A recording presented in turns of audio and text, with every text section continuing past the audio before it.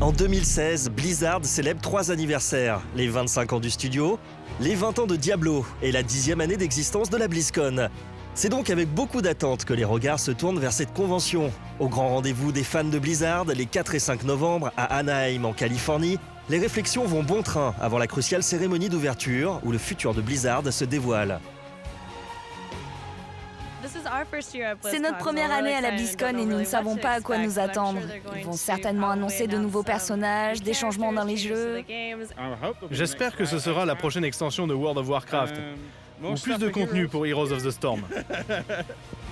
Peut-être un nouveau jeu? Ça pourrait être un jeu mobile. On peut espérer une annonce concernant Sombra. Sombra dans Overwatch, ce serait dément.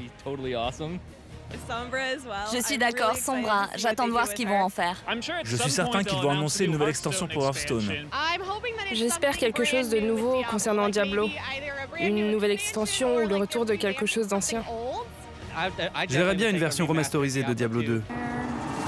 À l'arrivée, Sombra, le nécromancien pour Diablo 3, un remake de Diablo. Les infos avaient plus ou moins fuité sur Internet. Le public reste malgré tout fasciné par les annonces qui sont autant de confirmations. Waouh, je suis excité. Toutes ces annonces. Diablo 1, ça me ramène à mon enfance. Je vais pouvoir rejouer comme à mes premières heures à Diablo dans Diablo 3. C'est fou. Sombra, c'était attendu. Il y a eu des fuites, le nécromancien aussi. Mais j'avais oublié avant d'arriver ici. Je suis vraiment très chaude pour Sombra et tout le contenu. Bien gardées jusqu'au dernier moment, certaines surprises font quant à elles leur effet, au premier rang desquelles la création de l'Overwatch League, qui entend instaurer un standard dans l'e-sport. Plus fascinant encore, loin devant le dévoilement de nouvelles cartes pour Hearthstone et des personnages Valiant et Ragnaros pour Heroes of the Storm, l'intelligence artificielle s'invite chez Blizzard. Après le Go, l'IA de Google s'attaquera prochainement à StarCraft. J'ai déjà eu l'occasion de discuter de l'intelligence artificielle et de la manière dont le jeu vidéo peut soigner certains problèmes mentaux.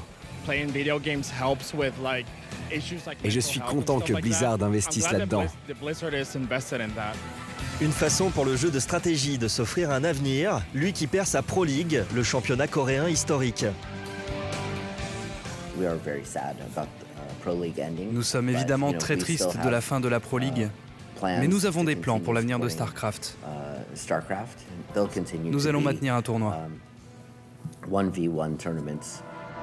Toutes les nouveautés annoncées en cérémonie peuvent être découvertes sur le salon. Alignés derrière leurs écrans, les fans s'affichent aux côtés des vedettes, les développeurs de Blizzard venus à la rencontre du public et les pro-gamers en compétition.